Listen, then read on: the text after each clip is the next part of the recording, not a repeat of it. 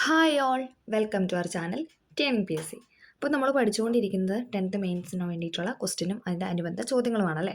അപ്പോൾ കുറച്ച് നാളായിട്ട് വീഡിയോസ് ഒന്നും ഇടാനായിട്ട് സാധിച്ചില്ല. അപ്പോൾ നമുക്ക് വീണ്ടും റീസ്റ്റാർട്ട് ചെയ്ത് മാക്സിമം വീഡിയോസ് ഇടാനായിട്ട് ശ്രമിക്കുന്നതായിരിക്കും. അപ്പോൾ നമ്മൾ ഇന്ന് എടുത്തിരിക്കുന്ന കഴിഞ്ഞ ക്ലാസ്സിൻ്റെ ബാലൻസ് ആയിട്ടുള്ള ചോദ്യങ്ങളും അതിൻ്റെ അനുബന്ധ വിവരങ്ങളുമാണ്. അപ്പോൾ നമുക്ക് സ്റ്റാർട്ട് ചെയ്യാം. ആദ്യത്തെ ചോദ്യം, താഴെ പറയുന്നതിൽ ശരിയായ പ്രസ്താവനകൾ ഏതെല്ലാം എന്നാണ് ചോദിച്ചിരിക്കുന്നത്. ശരിയായ പ്രസ്താവനകളാണ് ചോദിച്ചിരിക്കുന്നത്. ഇവിടെ ഏതൊക്കെയാണ് ശരിയായിട്ട് നൽകിയിരിക്കുന്നത്? ഓപ്ഷൻ സി ആണല്ലേ. ഓപ്ഷൻ സി, അതായത് 1ഉം 4ഉം ആണ് ഇവിടെ ശരിയായിട്ട് നൽകിയിരിക്കുന്നത്. ഇന്ത്യൻ സ്റ്റാൻഡേർഡ് സമയം ഗ്രീനിച്ച് സമയത്തേക്കാൾ 5.5 മണിക്കൂർ മുന്നിലാണ്. ശരിയായ പോയിന്റ് ആണല്ലേ. ഇന്ത്യൻ സ്റ്റാൻഡേർഡ് സമയം ഗ്രീനിച്ച് സമയത്തേക്കാൾ 5.5 മണിക്കൂർ മുന്നിലാണ്. സത്ലജ് എന്ന് പറയുന്നത് സിന്ധു നദിയുടെ പോഷക നദിയാണെന്നാണ് പറയുന്നത്. സത്ലജ് എന്താണ്? സിന്ധു നദിയുടെ പോഷക നദിയാണ്. അത് രണ്ടുമാണ് ഇവിടെ ശരിയായിട്ട് നൽകിയിരിക്കുന്നത്.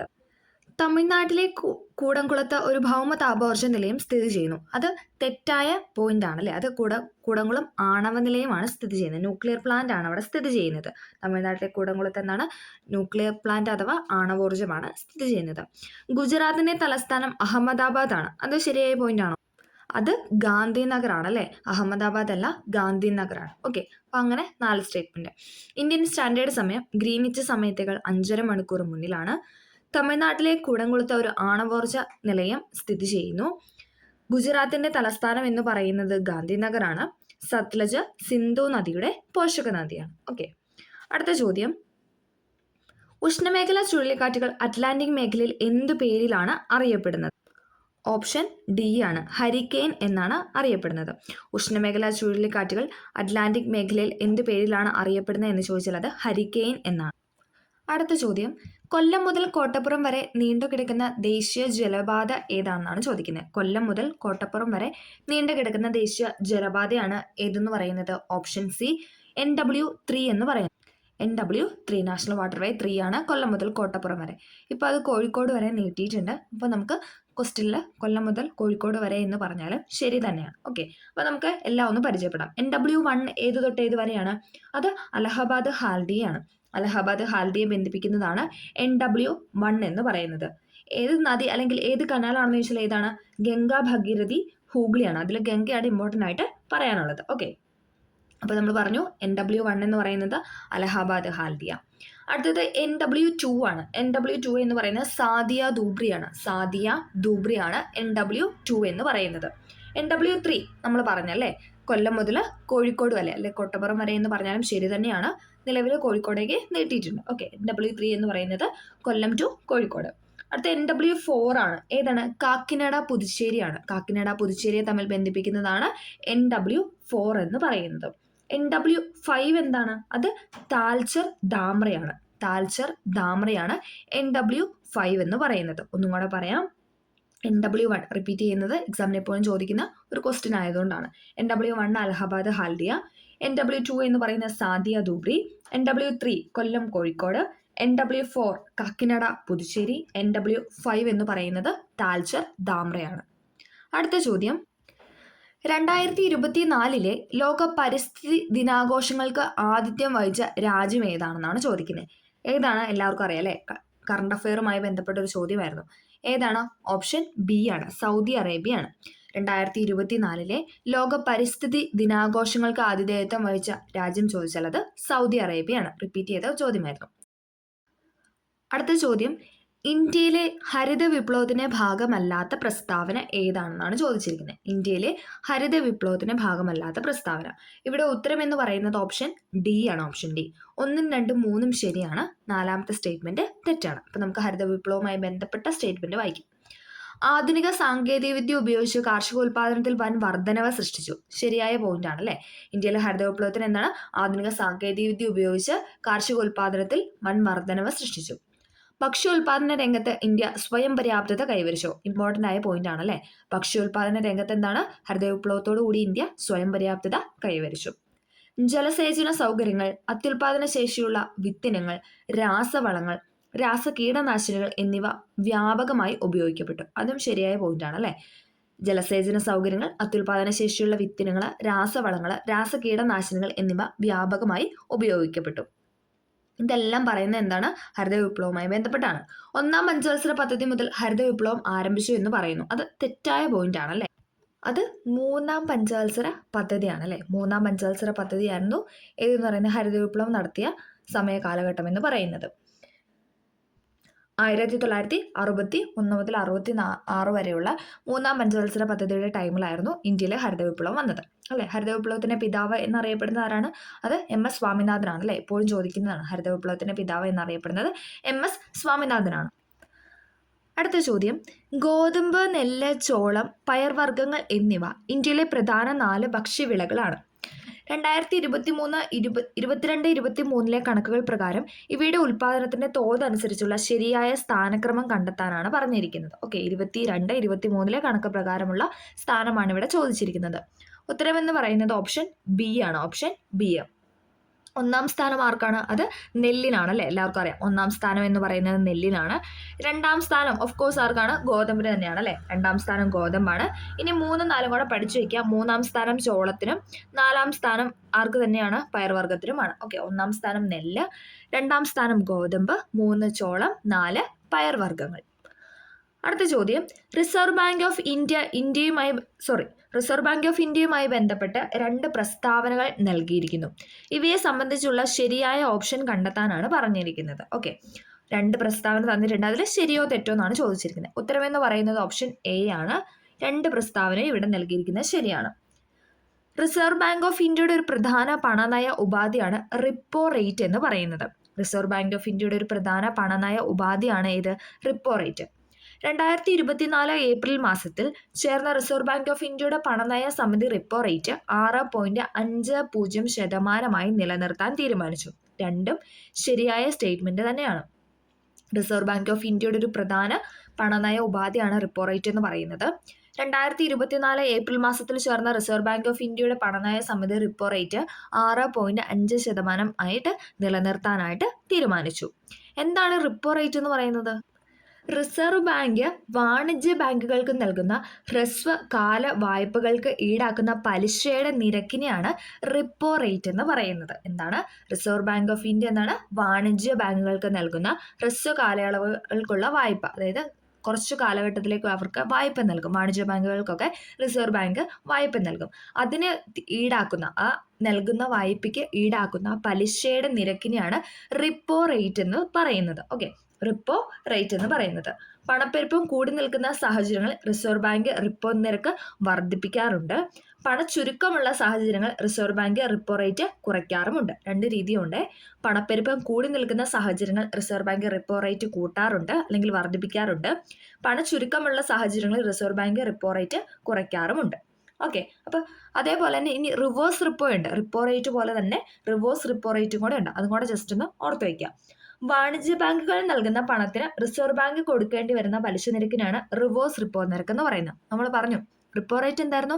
റിസർവ് ബാങ്ക് ഓഫ് ഇന്ത്യ വാണിജ്യ ബാങ്കുകൾക്ക് നൽകുന്ന വായ്പകൾക്ക് ഈടാക്കുന്ന പലിശ നിരക്കായിരുന്നു റിപ്പോ റേറ്റ് എന്ന് പറയുന്നത്. ഇനി നേരെ ഓപ്പോസിറ്റ് ആണ് ഏതെന്ന് പറഞ്ഞാൽ റിവേഴ്സ് റിപ്പോ. നേരെ തിരിച്ച് പറഞ്ഞാൽ മതി. വാണിജ്യ ബാങ്ക് ആർക്ക് നൽകുന്നു? റിസർവ് ബാങ്കിന് പലിശ കൊടുക്കുന്നു. അപ്പോൾ അവർ ഈടാക്കുന്ന ആ ഒരു പലിശേനെയാണ് നമ്മൾ എന്തെന്ന് പറയുന്നത്? റിവേഴ്സ് റിപ്പോ റേറ്റ് എന്ന് പറയുന്നത്. ഓക്കെ, മാറിപ്പോയത് കണക്ട് ചെയ്യുക. റിപ്പോ റേറ്റ് റിസർവ് ബാങ്ക് ആണ് നൽകുന്നത്. ഓക്കെ, അങ്ങനെ ഒന്ന് ഓർത്ത് വയ്ക്കാം. അടുത്ത ചോദ്യം, ഇന്ത്യൻ സമ്പദ്ഘടനയെ സ്വാധീനിച്ച ചില പ്രധാന നയങ്ങൾ താഴെ നൽകിയിരിക്കുന്നു. കാലഗണന അനുസരിച്ച് ഇവിടെ ശരിയായ ക്രമം എഴുതാനാണ് പറഞ്ഞിരിക്കുന്നത്. കാലഗണന ക്രമത്തിൽ എഴുതാൻ.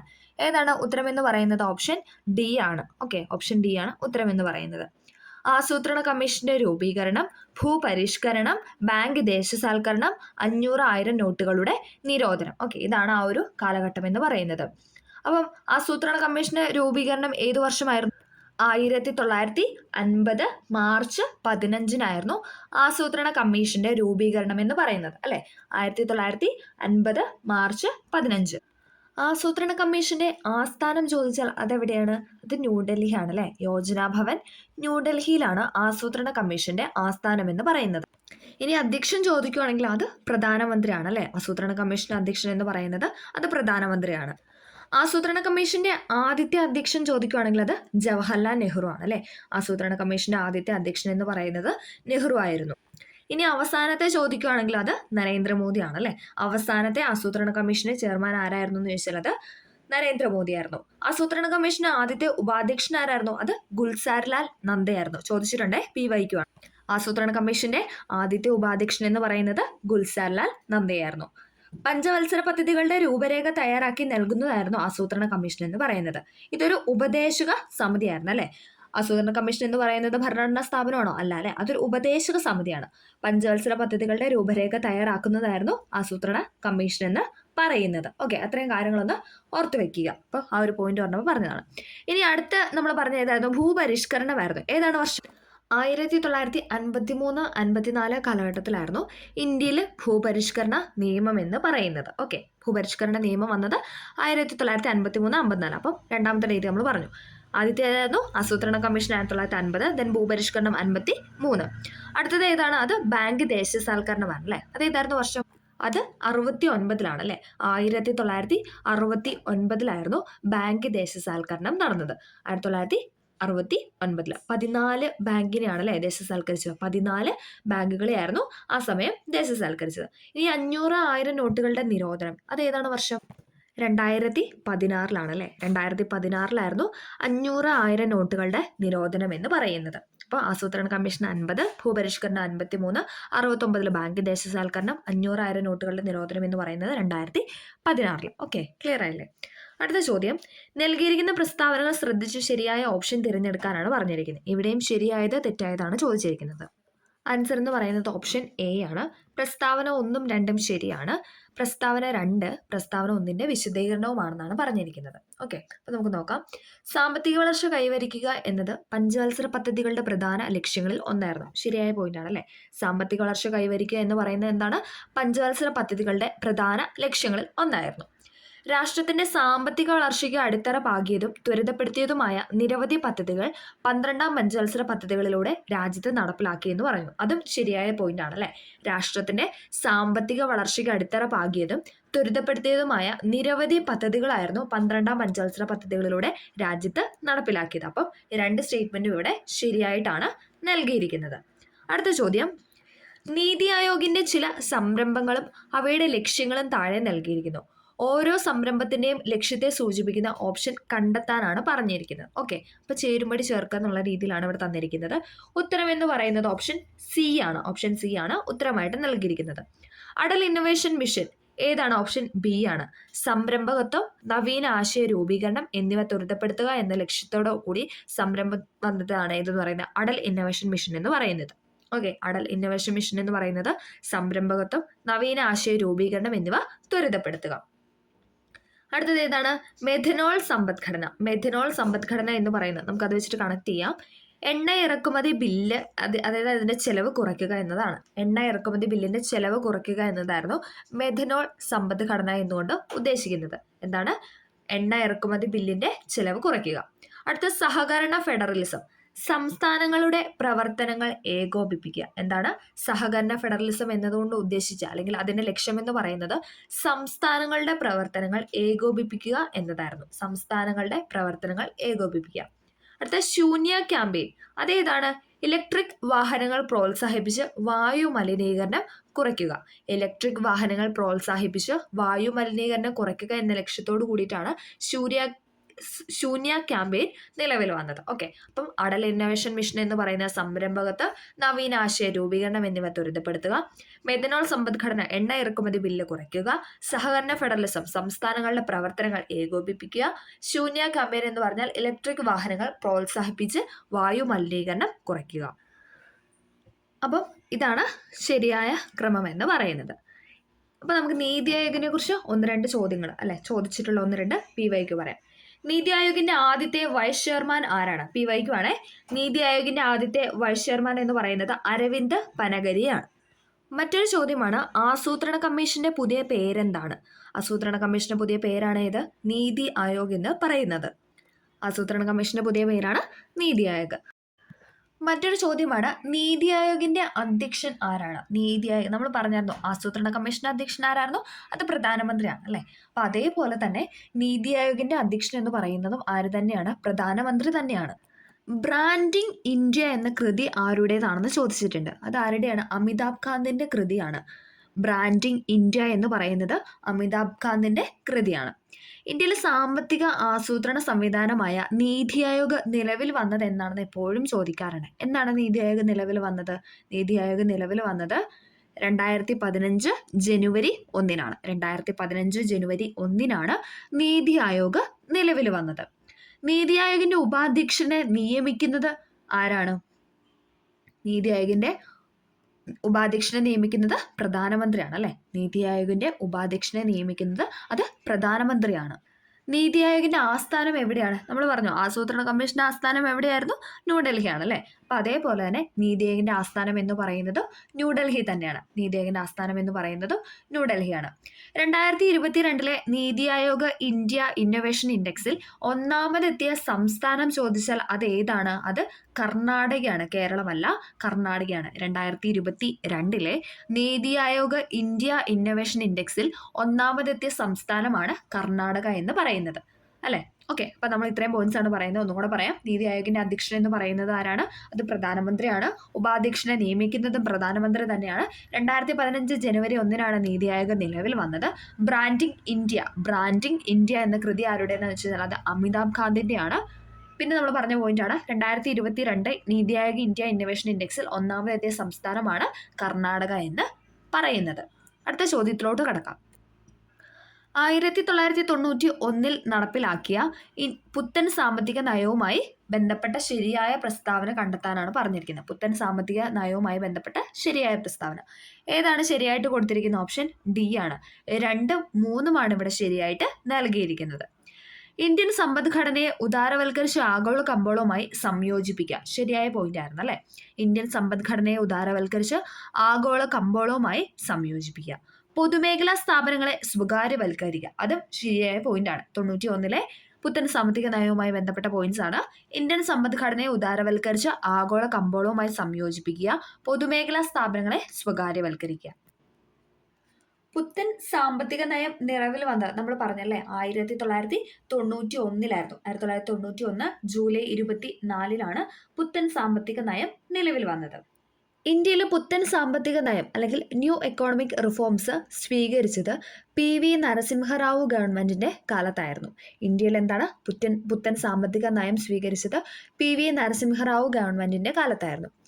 1991 പുത്തൻ സാമ്പത്തിക നയം നടപ്പിലാക്കുമ്പോൾ ഇന്ത്യയിലെ ധനമന്ത്രി എന്ന് പറയുന്നത് ഡോക്ടർ മൻമോഹൻ സിംഗ് ആയിരുന്നു.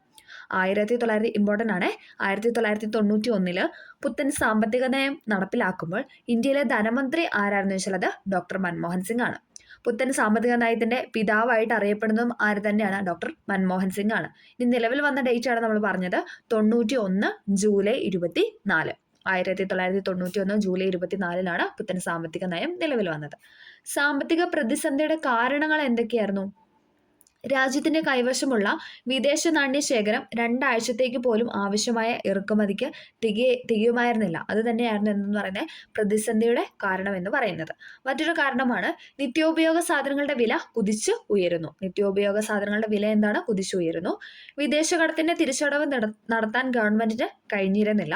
പൊതുമേഖലാ സ്ഥാപനങ്ങളുടെ തകർച്ച, ഗവൺമെന്റിന്റെ ധനക്കമ്മി അതായത് ഫിസിക്കൽ കമ്മി വർധനവ്, ഗൾഫ് പ്രതിസന്ധി, ഇത്രയുമായിരുന്നു സാമ്പത്തിക പ്രതിസന്ധി ഉണ്ടാകാനുള്ള കാരണമെന്ന് പറയുന്നത്. രാജ്യത്തിന്റെ കൈവശമുള്ള വിദേശ നാണ്യ ശേഖരം 2 ആഴ്ചത്തേക്ക് പോലും ആവശ്യമായ ഇറക്കുമതിക്ക് തികയുമായിരുന്നില്ല. നിത്യോപയോഗ സാധനങ്ങളുടെ വില കുതിച്ചുയർന്നു. വിദേശ കടത്തിന്റെ തിരിച്ചടവ് നടത്താൻ ഗവൺമെന്റിന് കഴിഞ്ഞിരുന്നില്ല. പൊതുമേഖലാ സ്ഥാപനങ്ങളുടെ തകർച്ച, ഗവൺമെന്റിന്റെ ധനക്കമ്മി അല്ലെങ്കിൽ ഫിസിക്കൽ കമ്മിയുടെ വർധനവ്, ഗൾഫ് പ്രതിസന്ധി, ഇത്രയുമായിരുന്നു പ്രതിസന്ധിയുടെ കാരണം എന്ന് പറയുന്നത്. ഇനി പുത്തൻ സാമ്പത്തിക നയങ്ങളെ 2ആയിട്ടാണ് തരംതിരിച്ചിട്ടുള്ളത്. ഏതൊക്കെ തരത്തിലായിരുന്നു?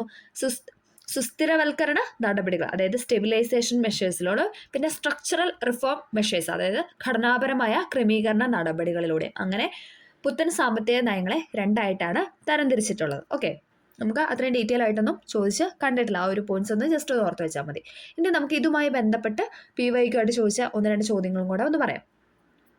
ഇന്ത്യയിൽ പുത്തൻ സാമ്പത്തിക നയം സ്വീകരിച്ചത് ഏത് ഗവൺമെന്റിന്റെ കാലത്താണെന്ന് ചോദിച്ചിട്ടുണ്ട്. നമ്മൾ ആദ്യം പറഞ്ഞ പോയിന്റ് ആയിരുന്നു അല്ലെ.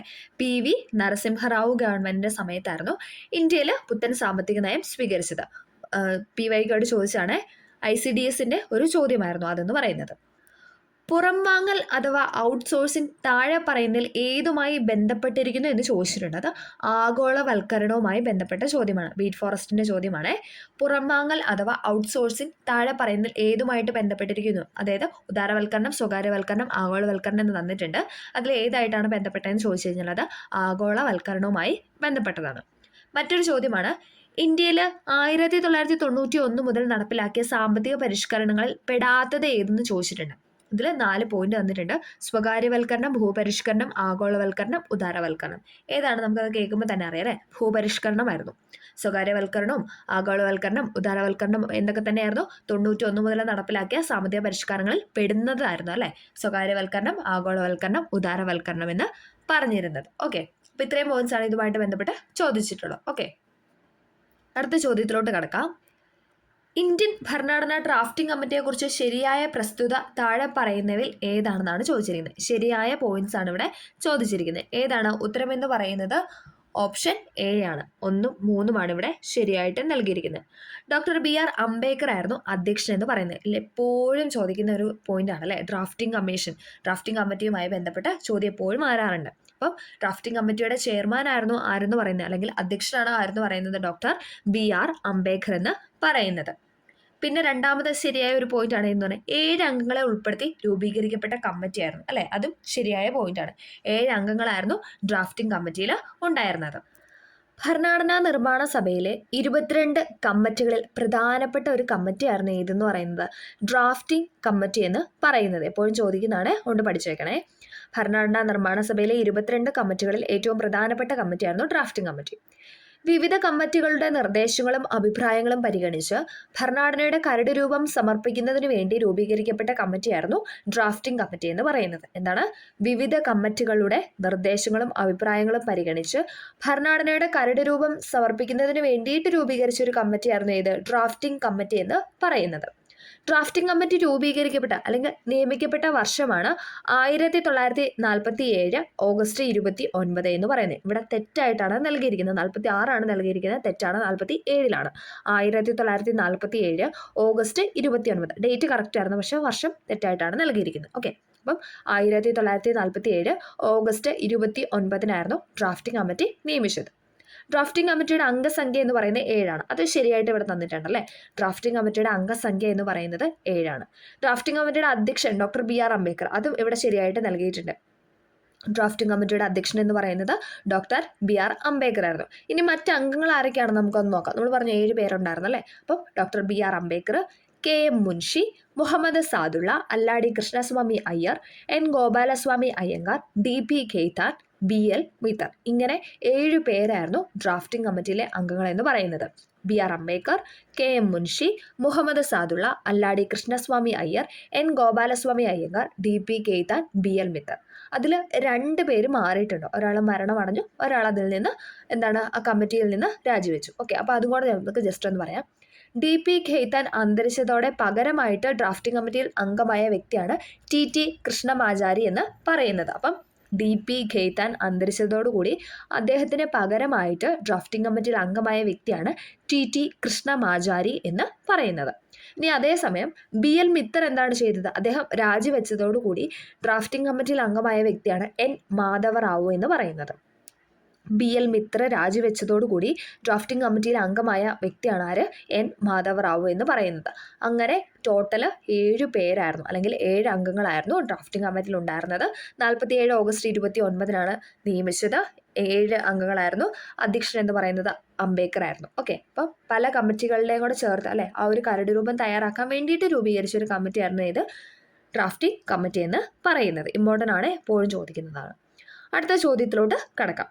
സാർവത്രിക വോട്ടവകാശം, മത്സരിക്കാനുള്ള അവകാശം എന്നിവയുമായി ബന്ധപ്പെട്ട് താഴെ പറയുന്നതിൽ ഏറ്റവും അനുയോജ്യമായ വസ്തുത ഏതാണെന്നാണ് ചോദിച്ചിരിക്കുന്നത്. ഏതാണ്? ഓപ്ഷൻ എന്ന് പറയുന്നത് D ആണ്. ഓപ്ഷൻ D ആണ് ഇവിടെ ശരിയായിട്ട് നൽകിയിരിക്കുന്നത്. സാർവത്രിക വോട്ടവകാശവുമായി ബന്ധപ്പെട്ട സ്റ്റേറ്റ്മെന്റ്. സാർവത്രിക വോട്ടവകാശത്തിന്റെ അടിസ്ഥാനത്തിൽ വേണം ലോക്സഭാ നിയമസഭാ തെരഞ്ഞെടുപ്പുകൾ നടക്കേണ്ടതെന്ന വകുപ്പ് 326 പ്രതിപാദിക്കുന്നു. ശരിയായ പോയിന്റ് ആണല്ലേ? സാർവത്രിക വോട്ടവകാശത്തിന്റെ അടിസ്ഥാനത്തിൽ വേണം ലോക്സഭാ തിരഞ്ഞെടുപ്പൊക്കെ നടക്കാൻ. അങ്ങനെ പറയുന്ന ആർട്ടിക്കിൾ ആണ് ഏത്? 326 എന്ന് പറയുന്നത്. 3 to 6 അല്ലെ, നമ്മളെപ്പോഴും പറയുന്നതാണ്.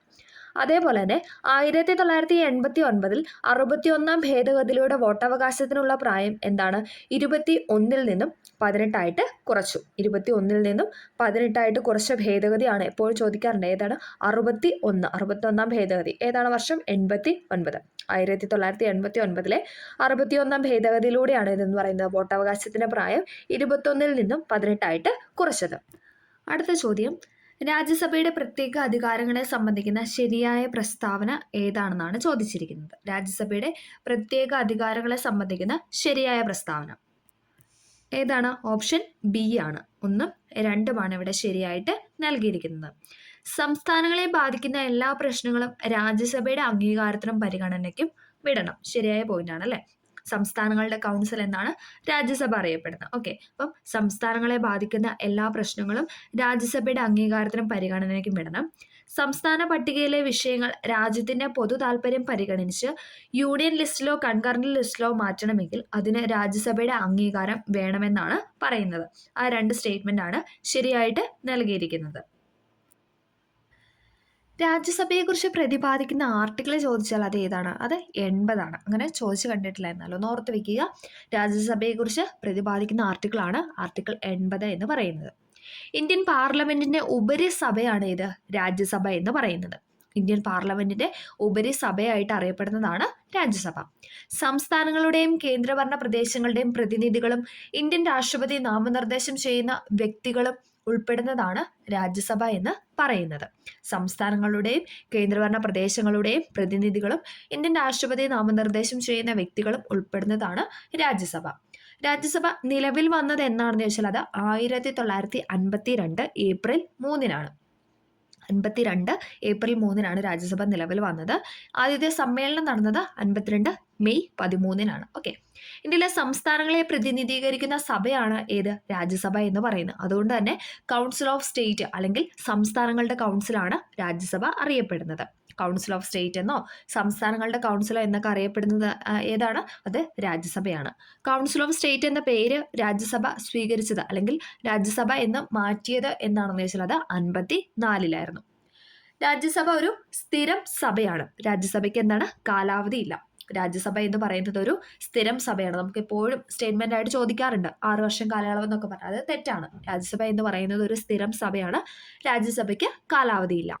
ഇനി രാജ്യസഭ അംഗമാകാനുള്ള യോഗ്യത ചോദിച്ചാലോ അത് ഇന്ത്യൻ പൗരനായിരിക്കണം, 30 വയസ്സ് തികഞ്ഞിരിക്കണം. ഇന്ത്യൻ പൗരനായിരിക്കണം, 30 വയസ്സ് തികഞ്ഞിരിക്കണം. അതാണ് രാജ്യസഭ അംഗമാകാനുള്ള യോഗ്യത എന്ന് പറയുന്നത്. രാജ്യസഭ അംഗങ്ങളെ തിരഞ്ഞെടുക്കുന്ന രീതിയാണ് ഇത് പരോക്ഷ തിരഞ്ഞെടുപ്പ് എന്ന് പറയുന്നത്. രാജ്യസഭ അംഗങ്ങളെ തിരഞ്ഞെടുക്കുന്ന രീതി ചോദിച്ചാൽ അത് പരോക്ഷ തിരഞ്ഞെടുപ്പാണ്. രാജ്യസഭയിലേക്കുള്ള സീറ്റ് വിഭജനത്തെ പറ്റി അനുശാസിക്കുന്ന ഭരണഘടനയുടെ പട്ടികയാണ് 4 എന്ന് പറയുന്നത്. രാജ്യസഭയിലേക്കുള്ള സീറ്റ് വിഭജനത്തെ പറ്റി അനുശാസിക്കുന്ന ഭരണഘടനയുടെ പട്ടിക ചോദിച്ചാൽ അത് 4ാം പട്ടികയാണ്. ഏറ്റവും കൂടുതൽ അംഗങ്ങളെ രാജ്യസഭയിലേക്ക് അയക്കുന്ന സംസ്ഥാനം എന്ന് ചോദിച്ചാൽ അത് ഏതാണ്? അത് ഉത്തർപ്രദേശാണ്. ഏറ്റവും കൂടുതൽ അംഗങ്ങളെ രാജ്യസഭയിലേക്ക് അയക്കുന്ന സ്റ്റേറ്റ് എന്ന് പറഞ്ഞാൽ അത് ഉത്തർപ്രദേശാണ്. രാജ്യസഭ സീറ്റുകളുള്ള കേന്ദ്രഭരണ പ്രദേശമാണ് ഡൽഹി, പുതുച്ചേരി, ജമ്മു കാശ്മീർ എന്ന് പറയുന്നത്. ഡൽഹി, പുതുച്ചേരി, ജമ്മു കാശ്മീർ ആണ് രാജ്യസഭ സീറ്റുകളുള്ള കേന്ദ്രഭരണ പ്രദേശം എന്ന് പറയുന്നത്.